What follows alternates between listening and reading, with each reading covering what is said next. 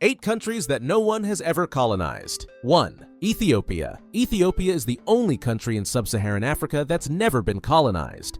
The scramble for Africa left 90% of Africa in European hands, but Ethiopia was an exception, despite British and Italian attempts. Ethiopia was briefly occupied by Italy between 1935 and 1941. 2. Iran. Iran was never colonized, but it fell under British and Russian spheres of influence. The European powers owned exclusive rights to Iranian oil and gas. This prevented the Persian Empire from being officially colonized. 3. Japan. Japan is a rare country that has never been colonized in any sense. Instead, it managed to occupy China and colonize Korea. Japan's isolationist policy and diplomacy were very effective. The country successfully resisted attempts at European colonization. 4. Thailand. Thailand used to be known as the Kingdom of Siam. It was a buffer zone between British-ruled Burma and French Indochina. Britain and France agreed to leave Siam unconquered. However, Thailand was briefly occupied by Japan during World War II.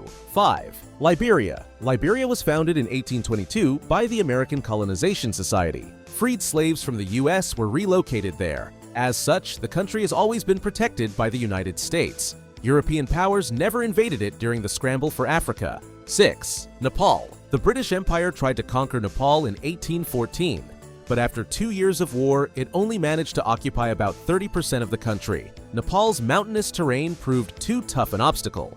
Impressed by the Gurkhas, the British started recruiting them for their own army instead. 7. Bhutan. Like Nepal, Bhutan is located in the Himalayas. This makes it virtually impossible to invade and occupy. The British fought to conquer the Kingdom of Bhutan in the 1770s, but they eventually withdrew and the country was never colonized. 8. Tonga.